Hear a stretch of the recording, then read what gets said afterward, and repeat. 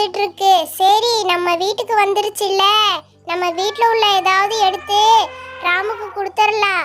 அது அமைதியா வாங்கிட்டு போயிரும். சரி, அப்ப நம்ம ராமுக்கு நீ இத போய் கொடுத்துட்டு வா. ராமு, ரொம்ப பசிக்குதா?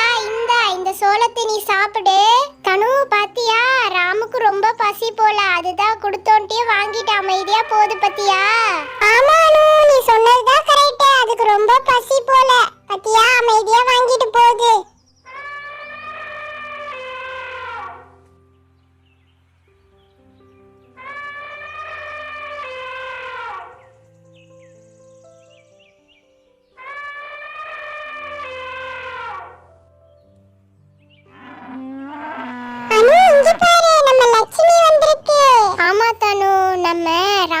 நம்ம சோளம் கொடுத்தல பசிக்குதுன்னு, அதுதான் நம்ம லட்சுமியும் பசிக்குதுன்னு வந்திருக்கு. இரு லட்சுமி, நான் போய் உனக்கு புல்கட்டு எடுத்துட்டு வரேன்.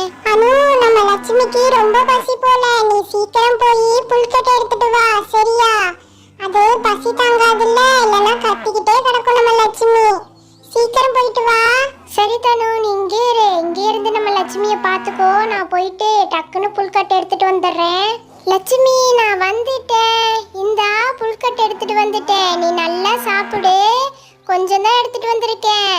இப்போதைக்கு நீ சாப்பிடு. நான் சாயங்காலம் போய் உனக்கு நான் நிறைய எடுத்துட்டு வரேன் புல்கட்டு, சரியா? இப்ப நீ கத்தாம சாப்பிடு.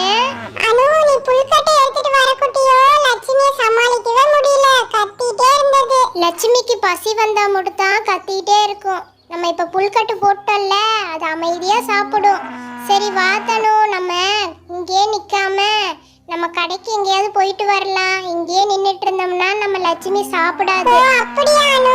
சரி சரி, நம்ம சத்தம் போடாம நம்மளும் கிளம்பலாம். சரி, நீ நின்னு பேசிட்டே இருந்தா பேசிட்டே தான் இருப்ப. நான் போறேன், நீ பின்னாடியே வா தனு, சரியா? நானும் வரேன், என்னையும் கூட்டிட்டு போ. நான் மட்டும் எப்படி தனியா வரது? அப்படின்னா சீக்கிரம் வா. சும்மா நொய்யின்னு பேசிட்டு இருக்காம டக்குன்னு வா, நம்ம போகலாம். சரி சரி, இரு வரேன்.